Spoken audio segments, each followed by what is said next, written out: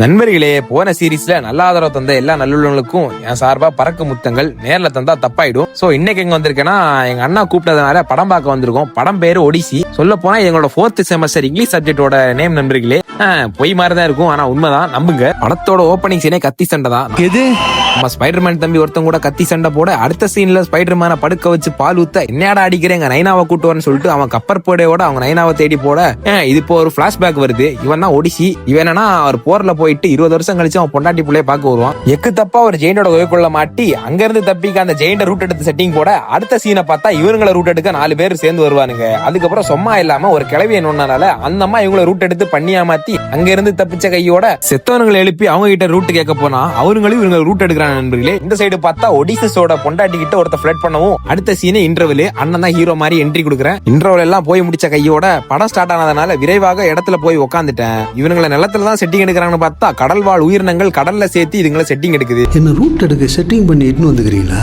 அப்புறம் தலைவன் தான் கடைசியா தப்பிச்சு பேர்கல்ஸ் மாதிரி 4-5 பலகையை சேர்த்து வச்சு எப்படியோ ஒரு 20 வருஷம் கழிச்சு அவங்க பொண்டாட்டி புள்ளைய பார்க்க போனா. ஸ்டார்டிங்கே அவன் பையனை பார்த்தா, ஆனா அவங்க பையன் முன்னாடி பொண்டாட்டி முன்னாடி பிச்சைக்கார மாதிரி இல்ல, பிச்சைக்காரனாவே வாழ்ந்து. அதுக்கப்புறம் ஒரு போட்டி நடக்குது. நண்பர்களே, ராணிய கல்யாணம் பண்ணிக்கன்னா வில்ல வளைச்சு 4-5 கோடாரிகள் நடுவுல ஓடணும். எல்லாரும் ட்ரை பண்ணானுங்க, யாருமே உருப்படியா பண்ணல. கடைசியா தான் வந்தாரு விநாயக் மகாதேவங்கிற மாதிரி, என் பொண்டாட்டிய கல்யாணம் பண்ணிக்க நானே வில்ல வளைச்சு அம்ப விடுறேன்னு சொல்லிட்டு பக்காவா செட்டிங்கா அந்த அம்ப ஊட்ட கையோட அடுத்த சீனே ஒடிசியஸ் வாட் சடன் சர்ப்ரைஸ் மாதிரி கேள்வி ஆயிடுச்சு. அதுக்கப்புறம் அவன் பையனை படுக்க வச்சு பால் ஊத்துனோட பாயாசம் ஊத்திட்டு, அதுக்கப்புறம் தலைவனை 4 பேர் படுக்க வச்சு பால் ஊத்துறான்னு நினைச்சா தலைவன் எல்லாரையும் படுக்க வச்சு பால் ஊத்தி கடைசி சீனா அவன் பொண்டாட்டி கிட்ட ஒரு கீச்சேன் கொடுக்கும் போது கர்த்தருக்குள் நித்திரை அடைந்து விட்டான்.